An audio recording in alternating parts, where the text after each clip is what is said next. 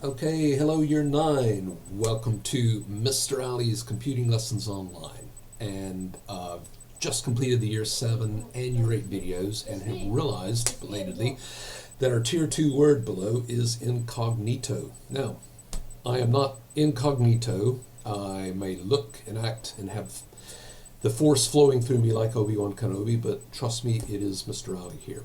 What we want to do today is I had fully intended to start steaming into Python programming, but unfortunately the REPL.IT site I had asked you to sign up to is having some server issues today, so what we're going to do is a quick week's review of the cybersecurity homework that I had set previously.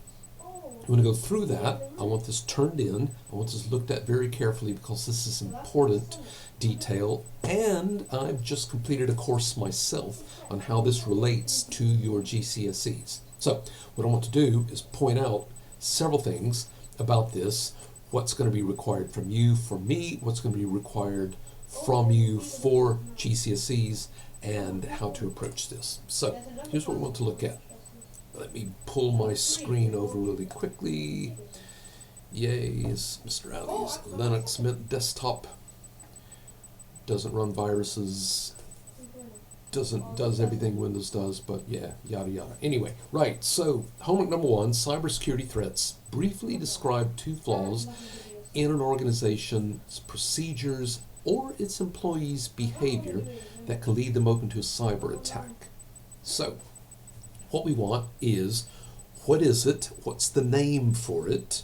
So something like shouldering or malware, phishing, spear phishing, etc. And a brief definition of what that is. Okay? So, I know it says briefly describe 2 flaws, but what AQA and OCR and EdXL and all the exam boards want to hear from you is a definition, is a term and the definition for that. All right? Number 2, user ID and password is often used as a method of authentication. List 2 features of a strong password. We've been over this in class. The 4 features are you should use uppercase and lowercase characters. You should use at least 1 numeral, 0 through 9, and you should use at least 1 non-alphanumeric character, question mark, a hyphen, an underscore, an asterisk, an exclamation mark's my favorite.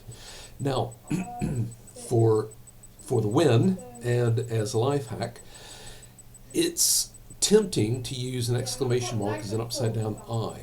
It's tempting to use, as I have in the past, a pipe and an underscore as an L.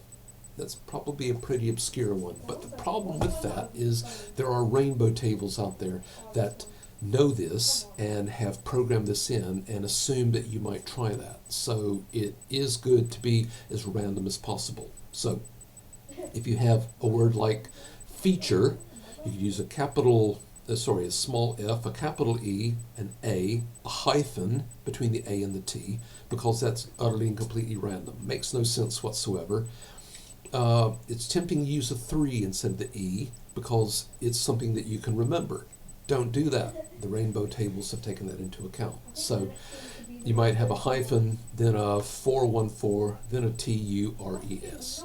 Now, as long as you've got the upper and lowercase, as long as you have a non-alphanumeric character in there, and you have a numeral, and it's not something that's obvious that could be programmatically reconstructed for those reasons, so a 3 for an E, a 4 for an A, an exclamation mark for an I, etc., that password is going to be very, very strong. The last feature you want to include on this is that, 2 last features. As we said before, we've implicitly stated, if it's going to spell something that you can remember, don't make it obvious. So break it up, put randomness in there, or as they call it, entropy.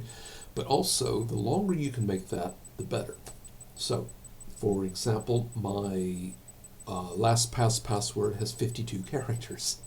And it's random, and there's bonkers things in there that just wouldn't be. So that has a lot of entropy in it. is going to be very, very difficult to crack. And this is what the exam boards are looking for.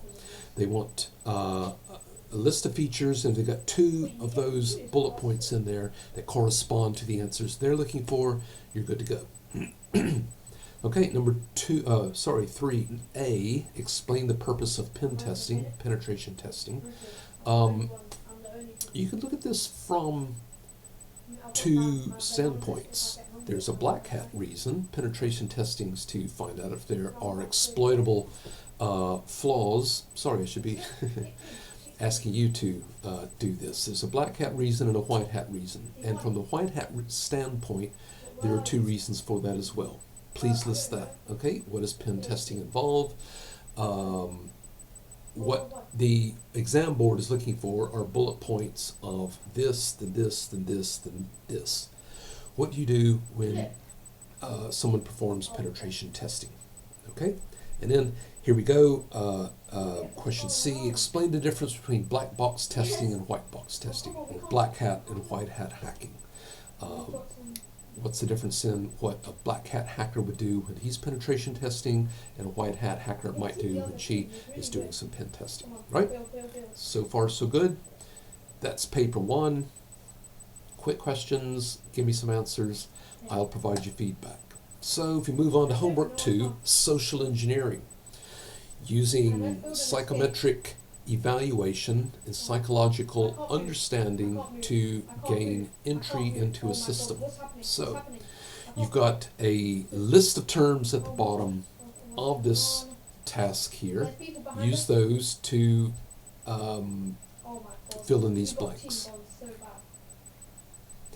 Now, question 2 is study the email on the following page. Describe 3 clues which indicate it's a phishing scam. Now, there's lots of them there. I can see 1, 2, 3, 4, 5 before I get to Dear Customer. If you can find all 5 of those, I have a golden ticket awaiting you in Bromcom. But just beyond that, there are a number of obvious clues in there that say that this is a phishing email. Right? Number 3, describe what's meant by shouldering. It's a means of social engineering. You might have seen this around Hassan. Explain to me what that means briefly in a sentence. Okay, homework 3, malicious code. Explain what's meant by malware. And again, you want at least 2 to 3 aspects of what malware is. Right? Then describe 2 different forms of malware, not a definition of what it is, but 2 different types of malware. And with them, of each of them, give 2 motivations for why they might want to use this as a cyber attack. Okay, finally explain how malware could possibly be installed on your computer without your knowledge. How could that happen? What's a plausible scenario for that? Okay? So that shouldn't take you long. Finally, homework 4, detecting and preventing cybersecurity threats. Passwords are one form of authentication. Describe me 2 more, please. Each of these has a PowerPoint associated with it. And in the PowerPoint, you're going to find examples, you're going to find the answers, and the answers for this are found in that PowerPoint. This will be, I believe it's the week beginning April the 30th. You'll find that PowerPoint and read through those. There's lots of good information there as well as the answers to these questions. Okay, a user set up an online account for their energy provider. Give a reason why the energy provider would send you a confirmation email and why you need to use that to set up an account. And there's extra points there if you have an example of this having been used against you, your email address or your account being used to set up an account that you didn't know about. Okay, and finally, explain why you should allow automatic software updates to be installed when they're offered. Extra points for how this could possibly go wrong. Do not use that on a GCSE, but for a life hack, this is the thing that you want to monitor and manage, and occasionally that can go bad. Okay, so I hope everyone's staying safe. I hope everyone's well. This is Mr. Ali signing off, and we'll be steaming into some serious Python programming next week. We've got about 5 weeks of concepts that you need to understand. These will lead on to your NEA programs and processes, your NEA projects for your Year 11 projects for your GCSE. So, any questions, put on the chat in MS Teams. Drop me an email, j.ali@hfed.net, and I look forward to seeing you next week. Thanks a lot, and bye-bye.